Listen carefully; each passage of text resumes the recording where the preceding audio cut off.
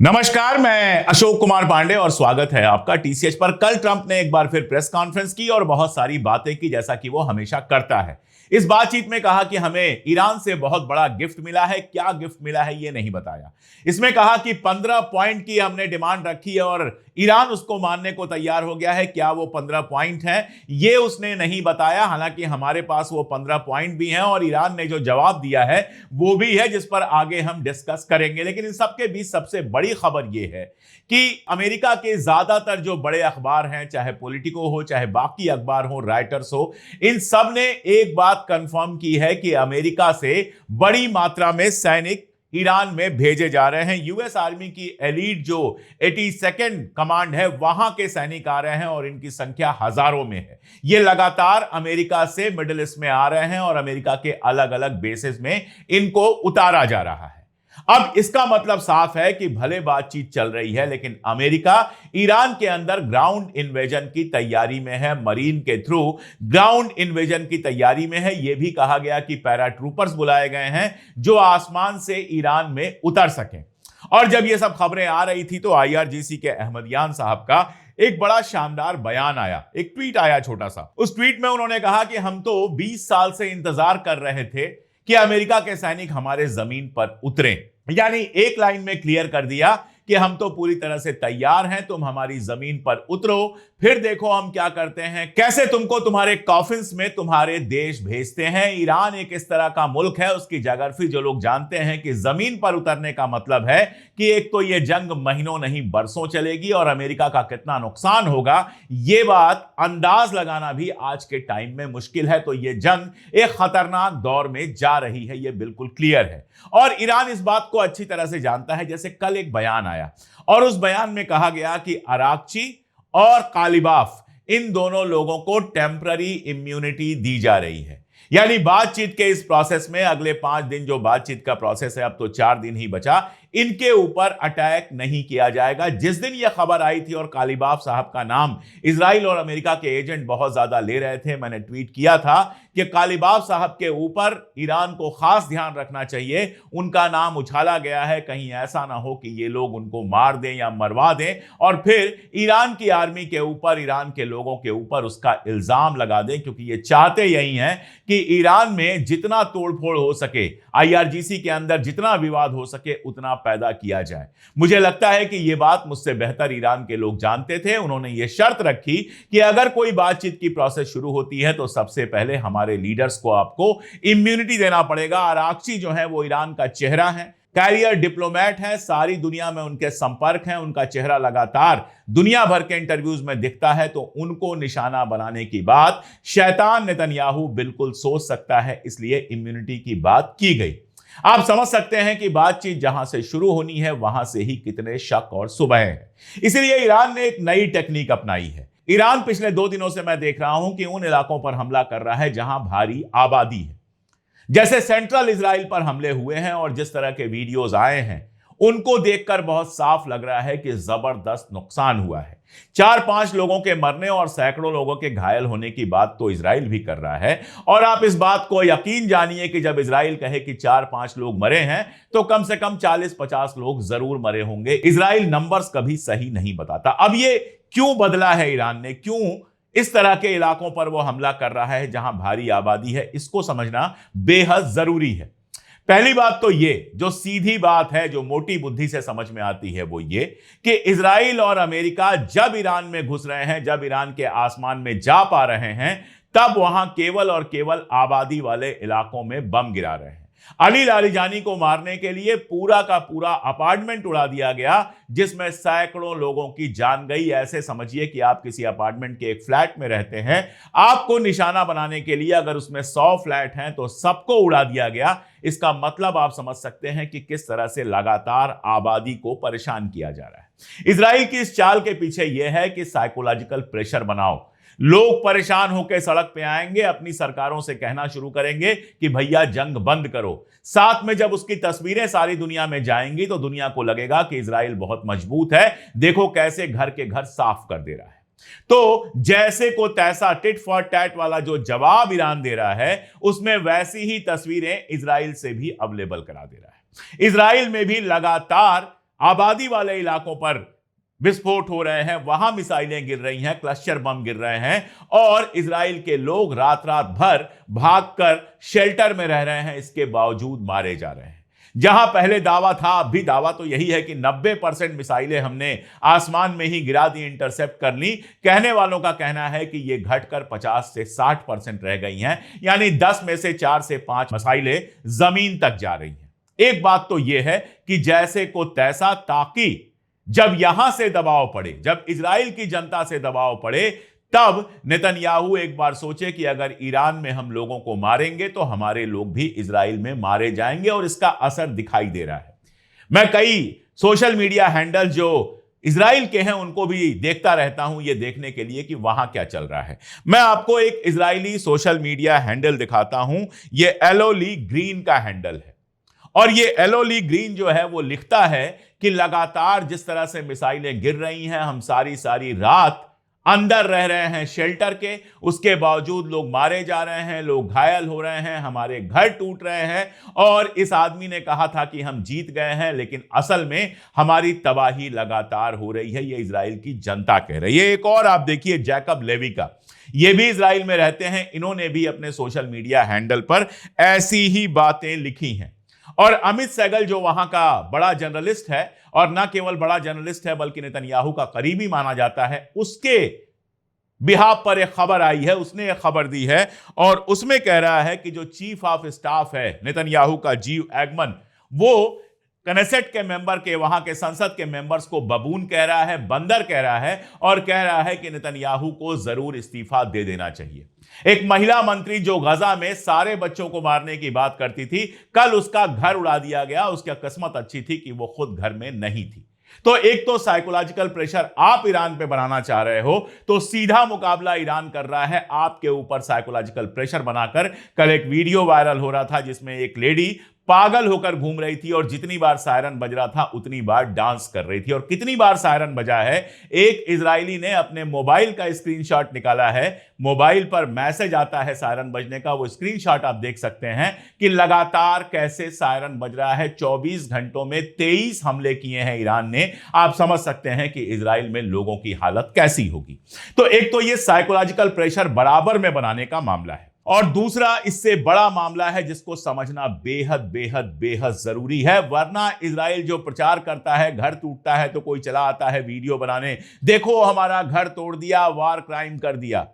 Israel के बारे में यह खबर आम है और कई रिपोर्ट्स ऐसी छप चुकी हैं कि वो अपने जो मिलिट्री और बाकी सब अड्डे बनाता है वो घनी आबादी के बीच बनाता है। चारों तरफ बड़े बड़े अपार्टमेंट हैं और उसके बीच में किसी अपार्टमेंट में या किसी बिल्डिंग में इजरायली आर्मी का, शिन बेट का, आईडीएफ का, मोसाद का, इन सब का काम चलता है। तो जाहिर है कि जब ऐसे मकानों पर हमला होता है तो बाहर से देख के लगता है कि भरी आबादी पर हमला हो गया। जैसे शिन बेट का इनका ऑफिस बर्बाद किया है। शिन बेट मतलब समझ लीजिए जैसे हमारे यहां बीएसएफ, सीआरपीएफ वगैरह होते हैं, अंदरूनी सुरक्षा के लिए शिन बेट इनका ऑर्गेनाइजेशन है। शिन बेट का ऑफिस सेंट्रल इजराइल में तबाह किया गया है, यह बात कंफर्म है। मोसाद के कई अड्डे तोड़े गए हैं, यह बात कंफर्म है। आईडीएफ के कई ऑफिसेस तोड़े गए हैं, कई अड्डे तोड़े गए हैं, यह बात कंफर्म है। ये सारे के सारे चूंकि घनी आबादी के बीच में हैं, इसीलिए आपको वो तस्वीरें और वो मंजर दिखाई देता है जिससे इजराइल छाती पीट रहा है कि अरे हमारे लोगों को मार दिया, अरे हमारे घर तोड़ दिए। दुनिया में किसी को अगर कोई हक नहीं है इस तरह की बात करने का तो वो इजराइल को है और अमेरिका को भी नहीं है। अमेरिका का जो सेक्रेटरी ऑफ वॉर है पीटर हेग्सेट, उसका एक बयान है और उस बयान में वो कहता है कि हमने अपने सैनिकों से कहा कि जो रूल ऑफ वार होते हैं उनको फॉलो करने की जरूरत नहीं है। रूल ऑफ वार क्या होते हैं? हॉस्पिटल्स पे हमला मत करो, स्कूल पे हमला मत करो, रिहायशी इलाकों पे हमला मत करो, शहरियों पे हमला मत करो। हमला सिर्फ और सिर्फ उन चीजों पर करो जो जंग से जुड़ी हुई हैं। उसका कहना है कि हमने इस तरह के सारे नियम कहा है कि छोड़ दो और मारो, काटो, सब कुछ करो, कैसे भी जीत हासिल करो। तो जब आपने सारे नियम तोड़ दिए तो ईरान कब तक ये नियम का पालन करता रहेगा, ये तो कोई भी समझ सकता है। और मैंने आपको बताया था कि ईरान के एक सीनियर आईआरजीसी मेंबर का बयान आया था कि रमजान चल रहा है इसलिए हम इस समय थोड़ा खामोश हैं, हम रमजान में किसी को मारना नहीं चाहते हैं, एक बार रमजान बीतने दीजिए, फिर देखिएगा कि हम क्या कहर ढाते हैं। और कल रात और परसों रात जो कहर ढाई है इजराइल के अंदर ईरान ने, वो सारी दुनिया ने देखी है। और सारे सेंसर के बावजूद तस्वीरें, वीडियो, सारा कुछ बाहर आ रहा है। जो इंटरनेशनल जर्नलिस्ट हैं, यहां तक कि हिंदुस्तान से गए हुए भी जो जर्नलिस्ट हैं, मधुरेंद्र जी और बाकी लोग, वो बहुत क्लियर दिखा रहे हैं कि किस कदर नुकसान हो रहा है वहां पर। आगे बढ़ने से पहले एक जरूरी बात, आप लगातार वीडियोस देख रहे हैं, बहुत बहुत शुक्रिया। लेकिन वीडियो अगर देख रहे हैं तो चैनल को सब्सक्राइब भी कर लीजिए, ताकि आगे के वीडियोस भी आपको लगातार दिखते रहें। और अगर हमारी ताकत बनना चाहते हैं तो हमारी फैमिली के, टीसीएच फैमिली के मेंबर बन जाइए। 3 रुपए रोज से भी कम पर आप हमारी मेंबरशिप ले सकते हैं और हमारी बड़ी ताकत बन सकते हैं। तो एक बात तो यह कि ईरान जैसे को तैसे जवाब दे रहा है। आप उसके रिहायशी इलाकों पे हमला करेंगे तो वो आपके रिहायशी इलाकों पे हमला करेगा। इसके अलावा हैंगर में खड़ी जो जहाजें हैं उन पर हमला कर रहा है, जो इंपॉर्टेंट दफ्तर हैं उन पर हमला कर रहा है। ईरान इस बार सीज फायर वाला जो तमाशा होता है उसमें फंसा नहीं है। हर बार यही होता था कि सीज फायर की बात चलती थी और यहां आप बम गिराकर लड़ाई शुरू कर देते थे। 2 बार से यही तमाशा ईरान देख चुका है। इसलिए इस बार जब तक सब कुछ क्लियर नहीं हो जाएगा तब तक ईरान हमला करता रहेगा। यह बात ईरान ने बिल्कुल क्लियर कर दी है। और मैं आपको बताऊं कि सब कुछ क्लियर होने के बाद भी वो इजराइल के ऊपर नजर बनाए रखेगा, क्योंकि वो जानता है कि इजराइल दुनिया का कोई नियम नहीं मानता है। गजा के अंदर इन्होंने सीज फायर किया है और गजा में भी लगातार बम गिर रहे हैं। लेबनान के साथ सीज फायर किया था, लेकिन लेबनान पे भी लगातार बम गिराता रहा। अब जब हिजबुल्लाह पलट के हमला कर रहा है तो ये अपने सीने पीट रहे हैं। और हिजबुल्लाह ने जिस कदर हमला किया है वो ख्वाब में भी इजरायलियों ने सोचा नहीं था। इजरायलियों के कई सारे सोशल मीडिया हैंडल पर मैंने ये रोना गाना देखा कि अरे आप तो कह रहे थे हिजबुल्लाह को खत्म कर दिया, और हिजबुल्लाह ने तो नॉर्थ में ऐसा कहर मचाया है कि हजारों लोग अपना इलाका छोड़ छोड़कर भाग रहे हैं। तो जैसा तुमने किया है वैसा तुमको मिल रहा है। एक मीम चल रहा है सोशल मीडिया पर जिसमें अराकची की फोटो है और वो कह रहे हैं कि जिस वार को तुम चाहते थे वो वार हमने पहुंचा दिया है, लग कैसा रहा है। तो जाहिर सी बात है कि ये वार ईरान ने नहीं शुरू किया और दुनिया इस बात को जानती है, कहने से भले डरे। जैसे मैं आपको बताऊं, जर्मनी वैसे कितना भी इजराइल और अमेरिका के करीब आए, इस जंग में कोई मदद नहीं कर रहा है। और जर्मनी के राष्ट्रपति का कल बयान आया कि अमेरिका और इजराइल ने जिस तरह से ईरान के ऊपर हमला किया वो इंटरनेशनल लॉ के खिलाफ है। यह पहला बड़ा नेता है, स्पेन के प्राइम मिनिस्टर को अगर छोड़ दें, यह पहला बड़ा नेता है यूरोप का, जर्मनी का राष्ट्रपति जिसकी मैं बात कर रहा हूं, जिसने साफ साफ कहा कि अमेरिका और इजराइल ने मिलकर जिस तरह से ईरान के ऊपर हमला किया है वो सारे इंटरनेशनल रूल्स का उल्लंघन है। और इधर समझौते की बातें लगातार हो रही हैं। शहबाज शरीफ जो पाकिस्तान के राष्ट्रपति हैं, उन्होंने एक ट्वीट किया तो ट्रंप ने उसको रिट्वीट किया। मतलब ये मैसेज दिया कि हां, पाकिस्तान में बातचीत हो सकती है। खबरें यहां तक चला दी गई कि पाकिस्तान में लीडर्स पहुंच गए हैं अमेरिका के। हालांकि इस तरह की कोई कंफर्मेशन अभी कहीं से नहीं आई है। कल जो बात की ट्रंप ने, जिसके बारे में मैंने शुरू में बात की थी कि शर्तें जो अमेरिका ने रखी हैं, जरा उन शर्तों को आप देख लीजिए। स्क्रीन पर दिखा भी देता हूं और पढ़ भी देता हूं। इस 15 पॉइंट में पहला पॉइंट यह है कि सीज फायर केवल 1 महीने के लिए होगा। दूसरा कहा गया कि सारा का सारा जो न्यूक्लियर कैपेबिलिटीज है उसको डिसमेंटल करना होगा, उसको खत्म करना होगा। न्यूक्लियर वेपन आप कभी नहीं बनाएंगे, सारा यूरेनियम एनरिचमेंट खत्म करेंगे, सारा न्यूक्लियर मटेरियल जो है वो आईएईए को भेज देंगे आप। नतांज, इस्फहान और फोर्दो की जो इनकी साइट्स है उसको हमेशा के लिए बंद कर देंगे। अनरेस्ट्रिक्टेड आईएईए रेस्ट्रिक्शन, यानी इंटरनेशनल जो ऑर्गेनाइजेशन है वो जब चाहे जहां चाहे आपकी जांच कर सकता है। इसके अलावा रीजनल प्रॉक्सीज जो हैं, हिजबुल्लाह, हमास, हूथी, इन सबको आपको छोड़ना पड़ेगा। इन सारे लोगों को जो पैसा दिया जाता है, जो हथियार दिया जाता है, वो बंद करना पड़ेगा। स्ट्रेट ऑफ हॉर्मुज को खुला रखना पड़ेगा। और डिफेंसिव ओनली मिलिट्री फोर्स, यानी आपकी मिलिट्री फोर्स ऐसी होनी चाहिए जो केवल अपने डिफेंस के लिए हो, कहीं अटैक ना कर सके। आपको अपना मिसाइल प्रोग्राम बंद करना पड़ेगा। और बदले में क्या दिया कि आपके ऊपर से सैंक्शन हटा लिए जाएंगे। ये 15 पॉइंट लेके आया है ट्रंप। और मैं लिख के दे दूं कि जिस आदमी ने भी ये 15 पॉइंट बनाया है उसके पास बाकी सब कुछ हो, दिमाग नहीं है। या तो नेतन्याहू के ने फोन पर जो पॉइंट लिखवा दिए हैं वही पॉइंट नोट कर लिए गए हैं, और या तो बिना दिमाग के बनाए गए हैं। जैसे पहला पॉइंट जो आपको दिखाई देता है, 1 महीने का सीज फायर। ईरान ने बिल्कुल क्लियर कहा है कि कोई भी सीज फायर हम नहीं करेंगे। 1 महीने 2 महीने का हम सीज फायर नहीं करेंगे। अगर जंग बंद होगी तो हमेशा के लिए बंद होगी और आपको ऐसा कानून बनाना पड़ेगा कि दोबारा जंग ना हो सके। इसके अलावा ईरान ने जो 3 पॉइंट मांगी हैं, उन 3 पॉइंट्स को देखना बहुत जरूरी है। 3 पॉइंट की उनकी मांगे हैं। पहली मांग तो यह है कि खाड़ी के अंदर, गल्फ के अंदर अमेरिका के जितने बेस बने हैं, जितने ठिकाने बने हुए हैं, उन सबको हमेशा के लिए बंद कर दिया जाए। दूसरा, आगे कोई हमला नहीं होगा, इसकी गारंटी किया जाए। तीसरा, हिजबुल्लाह पर इजरायली हमलों का अंत किया जाए। यह कह रहे हैं प्रॉक्सीज को छोड़ दो। ईरान का कहना है कि हिजबुल्लाह पर जो प्रॉक्सी हमले हो रहे हैं उनको बंद करो। उसके बाद सारे सैंक्शन हटाओ, जितना जंग में हमारा नुकसान हुआ है उसका मुआवजा दो, और मिसाइल वाले मामले पर तो हम तुम्हारी न पहले सुनते थे ना अब सुनेंगे। मिसाइल वाले मामले पर कोई प्रतिबंध नहीं चाहिए, और साथ में स्ट्रेट ऑफ होर्मुज का एक लीगल फ्रेमवर्क बनाओ। जैसे बाकी जगहों पर इस तरह की स्ट्रेट के पैसे वसूले जाते हैं, इजिप्ट वसूलता है, टर्की वसूलता है, और भी कंट्रीज, कनाडा वसूलता है, वैसे हम भी यहां से महसूल वसूलेंगे, यहां से टॉल वसूलेंगे। ये ईरान ने शर्तें रखी हैं। तो सीधी सी बात है कि ये जो 15 शर्तें हैं, जिसमें 12 शर्तें हैं और 3 रियायतें हैं, और तीनों रियायतें सिर्फ एक चीज को लेकर हैं कि ठीक है, तुम्हारे ऊपर से सैंक्शन हम हटा लेंगे।